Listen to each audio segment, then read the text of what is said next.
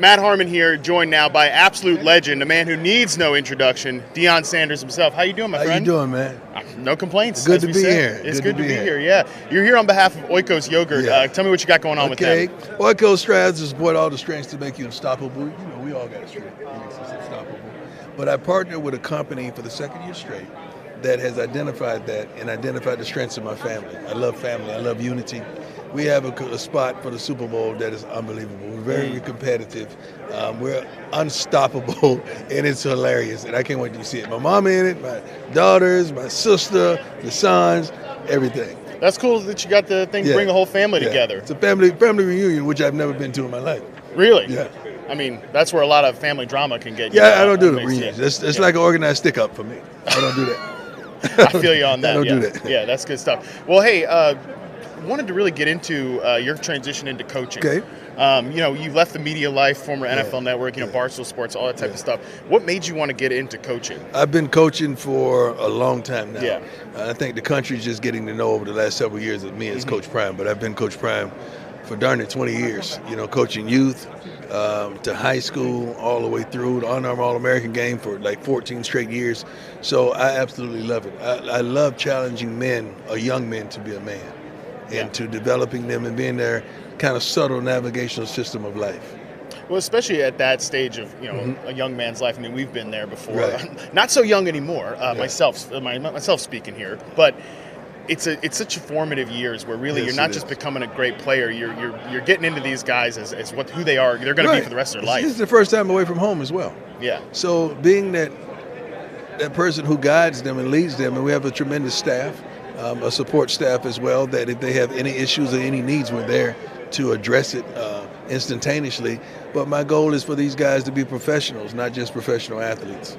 And is there any time where you felt like one of your players actually made a big impression on you? Because that can certainly happen as a coach. A bunch of them. I mean, because I have real relationships. I know things about them because I sit in the cafeteria and eat with them. I pull them aside, not just because they're in trouble, but to say, you know what, you're doing a good job.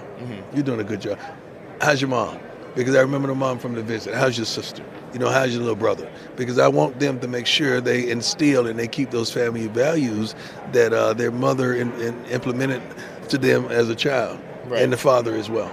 Yeah, and it's been pretty cool this Super Bowl in particular. We've got two brothers here. I love it. We had Donna Kelsey on the show earlier today, and it's those formative years, not just in college where you're getting your hands on them, but way back at the beginning. Like that, it's all a part of a player's story to how they get here. It is. It's real, and it's like signs, man. When just leaving the hotel, coming here, you got stop signs, you got red lights, you got yield signs. You got to pay attention to that. You have those in life as well. 100%. But we don't pay attention to them in life as we do when we're driving from one point A to point B, but we got to and able to get to our destinations. I love that idea that it's different stops on the journey, but at the end of the day, you're still getting somewhere. That's right. And that's all a part of it. We got to go for it. You got to consistently go for it.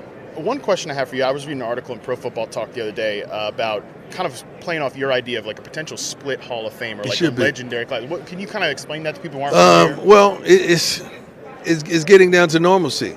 I mean, this is not taking away from the guys that are voted in because they deserve it. They were voted in. But there's another level to this. When I was a shorty, when I was a kid coming up, it was a game changer. It was guys who you knew darn well. You didn't have to guess what they were going to do on that particular Sunday or Monday or Thursday night. You knew they were dogs. They was going to hunt. It ain't like that no more, man.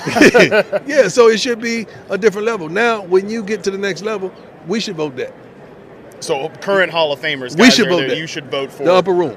Oh, the upper room. I like that's a good way of saying it. The upper room, the penthouse, something like that. Give us another colored jacket. So what color? So we're distinguished. It could be a gold.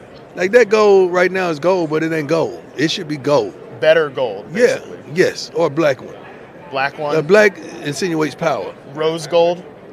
I like that. Rose gold could be good. I like that. Yeah. I like it looks that. good. But It's like a wedding it just ring. should be a different color. Sure. I think that's a good, I mean, I had not thought of that until I read that article, and I was like, that makes a lot of sense. Because more guys going to get in. Yeah, but it shouldn't have to have a quota every year. Right. If a guy's not a dog, it ain't happening. You shouldn't do it if you're not sure about it. It's just getting to the point now when you hear those names, you say, I don't know about that one. Yeah, that's if you have to think about it, then they probably, Yeah, it's not. It should there. be upper room. Yeah, I like that. I mean, still have the Hall of Fame, but it's a little because different. it's getting offensive to us.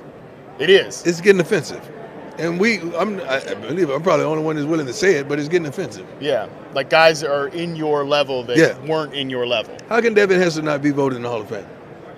I don't know. Change the game. Yeah, I mean, change the game. Like those Bears teams, that was like my kind of come up into being like obsessed with football, and it's like. But this man changed the game. How can you skip over him for the second time straight? It don't make no sense. It makes no sense, and I mean, again, it's like if you have to think about it, you shouldn't even have to think about it with a guy like Devin Hester. Change the game. The best ever. I said it.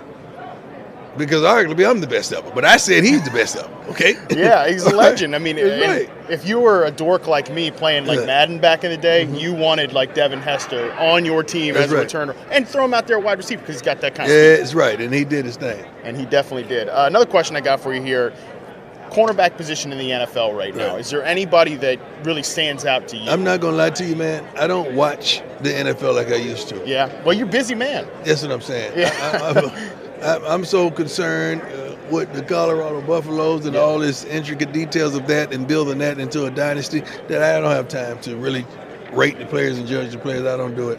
So Colorado, expectations for this year? We got to win. You're going to win? Yeah, we're going to win. What if you could define the culture of Colorado in one word? What would I don't know what people mean when they say culture. Well, just like the feeling. Like if you at HBC, you say culture is totally different. Okay. Now you say the culture. So what is the definition of culture? For me, I think it's maybe the motto of the team, or maybe not motto is not the right word for it, but I feel like every family's got their own individual culture, like the creed that you live by. Like gotcha. I like what that. defines you as, like for me, like the Harmon family, like what defines us as a family? What is our culture? How do we care for each other? How do we help each other grow? I get it now. I like that. So the definition of that is that's being built right now. That's being established and reestablished. That's being defined instantly.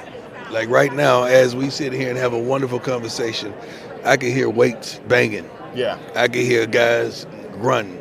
I can hear guys just moaning, just trying to go get it, and guys trying to make sure they hit the line in time for the conditioning. I could see it, I could feel it, I could hear it, and I hate being here, being away from my kids. Yeah. But I got to do what I got to do because I'm a businessman as well. Of course, yeah. I can feel it from you that you're ready to just get back there, ready to be back with those guys and ready. I love it. It's my life. I love it. It's not work. I love it. Well, I'm going to let you get back to doing what you love, at least for right now. Coach Prime, Deion, thank you so much for your time.